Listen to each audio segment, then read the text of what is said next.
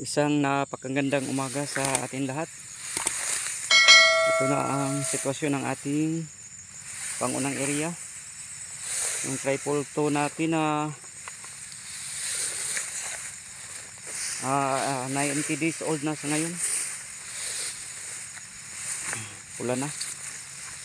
Lapit-lapit na to.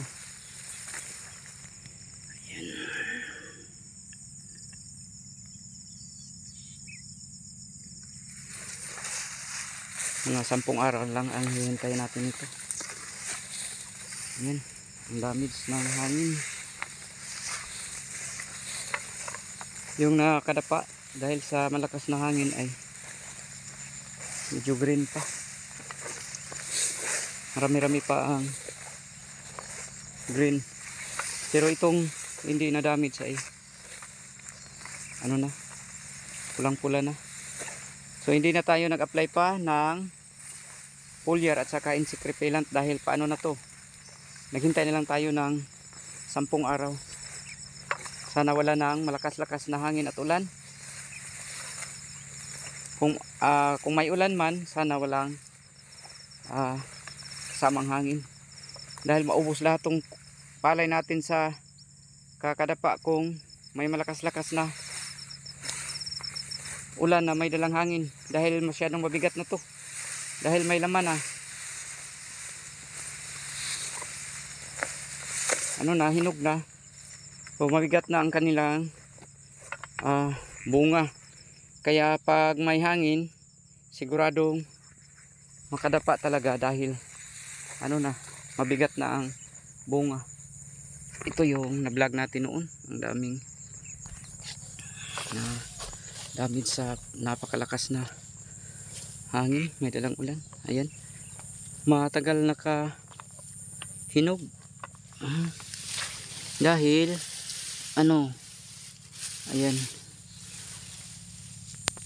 nakadapa na siya. Abnormal na ang kanyang pag distribute ng nutrient, no? Iba sa nakatayo. At saka yung katawan niya, yung stem niya ay na bali na.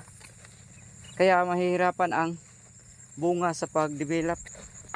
So, matagal siyang mahinog. Iba sa itong nakatayo. Ayan.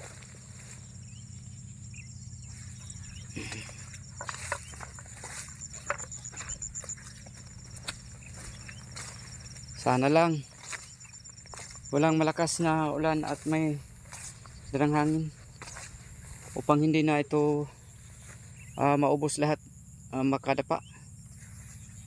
Sana naman makarecover tayo. Makarecover tayo sa sa ating production. Pero mahihirapan tayong magka-recover sa presyo. Dahil napaka baba ang presyo ngayon sa palay. 16 lang dito sa amin ngayon.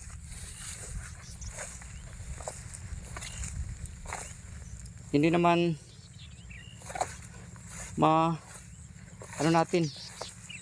pilit ang buyer na bilhin ang ating palay ng mataas-taas na presyo.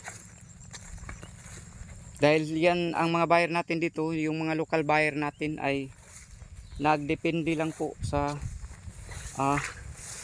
mga big time nga mga buyer, yung kanilang sinusuplayan ng produkto natin.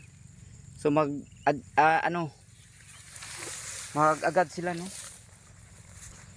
Kung ano ang ibinigay na presyo ng kanilang supplyan nito ay yun din ang presyo sa atin. So hindi natin sila masisisi, yung mga local buyer. Ang nagkontrol ng presyo yung mga big time, no, na mga buyer ng palay, yung mga malalaking mga nagbibigasan. Salamat tayo dahil walang rice bag. So hindi tayo nakapag-apply ng masyado ng pamatay rice bag. Ito yung ang daming nakadapa. Pero wala tayong magawa kundi tanggapin ang nangyari sa ating palay. Hindi naman to, pag maano to, Ayan. Pag ipatayo natin, gagasto tayo ng tauhan dahil hindi to makakayanan natin mismo. Mag-hire na tayo ng mga tauhan at magsasahod na naman tayo. So dagdag expenses natin at barato pa ang palay. Malulugi na talaga tayo. Malaki na ang lugi natin, kaya nagdesisyon kaming hindi na ipapatayo. Hindi natatalian ng straw dahil luging-lugi na to kung ipapatayo pa natin. Mag-hire tayo. Siguro abot to ng 10 tao na magpapatayo at magtatali. So times 400, so 4,000 din ang magagasto natin. Kaya hindi na tayo dahil kung tayo lang din ang magtatrabaho, abutan na lang tayo ng harvest, hindi pa lahat natin tapos. Dami pang ibang trabaho natin.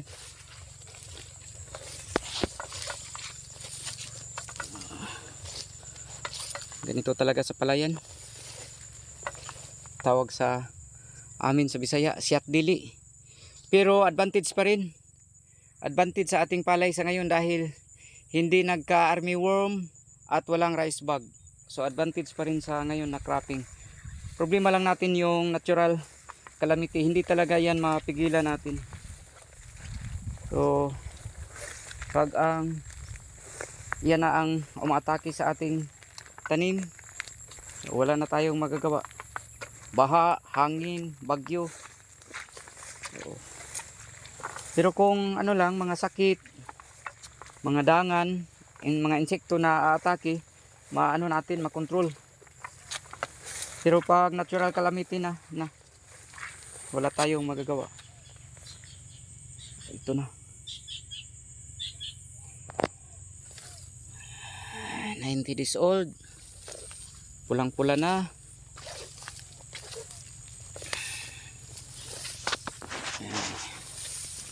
Kaka-recover tayo sa ating abot sa ngayon, pero sa presyo tayo mahirapan makaka-recover. Pero at least may makukuha tayo. Kung hindi man tayo makaginansya ng malaki-laki, at least mayroon din naman. At higit sa lahat, may makakain tayo. Thank you for watching. God bless sa lahat and happy farming.